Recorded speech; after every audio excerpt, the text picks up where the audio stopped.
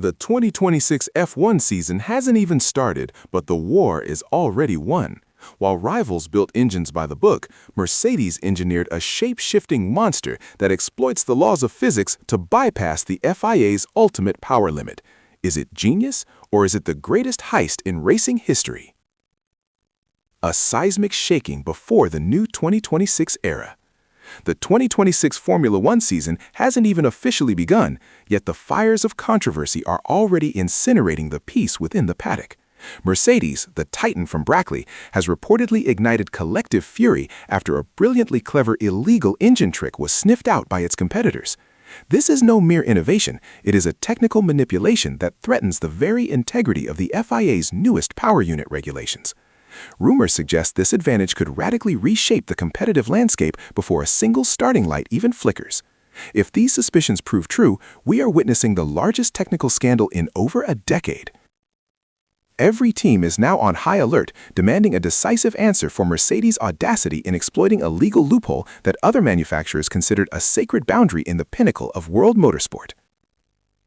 The dark secret behind the compression ratio. The heart of this political storm lies in a Mercedes power unit innovation that cunningly exploits thermal expansion to boost the compression ratio far beyond legal limits.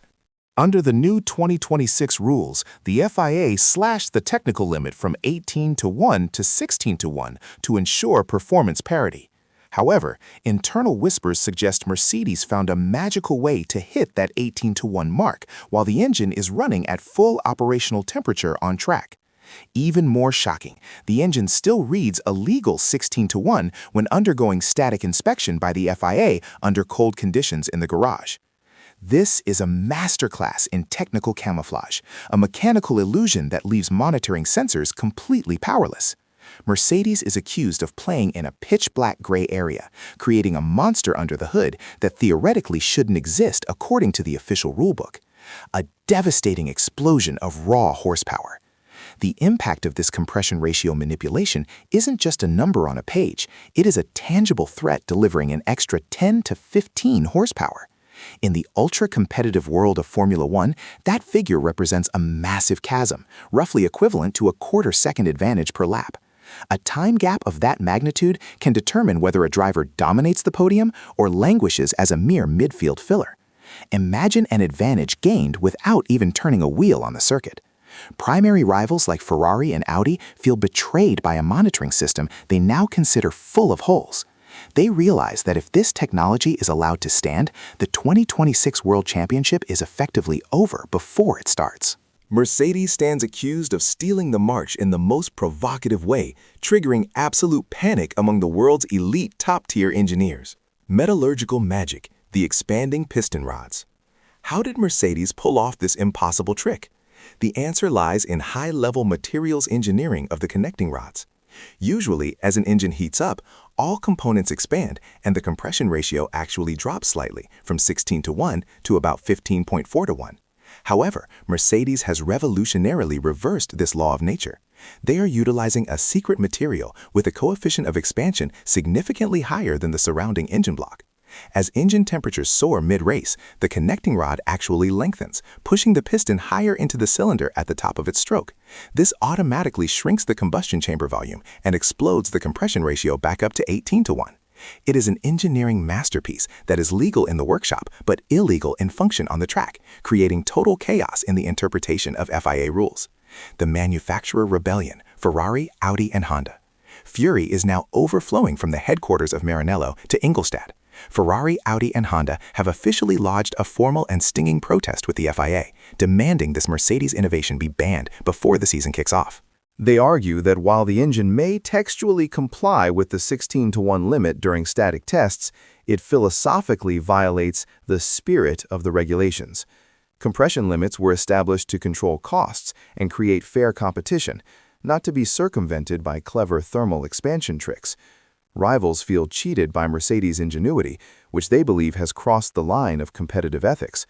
The battle has moved from the drawing board to the courtroom, where political lobbying is reaching a boiling point.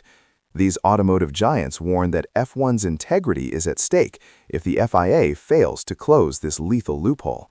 The FIA's dilemma and the January emergency meeting. The sport's governing body, the FIA, is currently caught between a sword and a stone wall. Their official stance is rigid. As long as the engine is declared legal when measured by the existing static methods, they cannot issue sanctions based solely on performance speculation.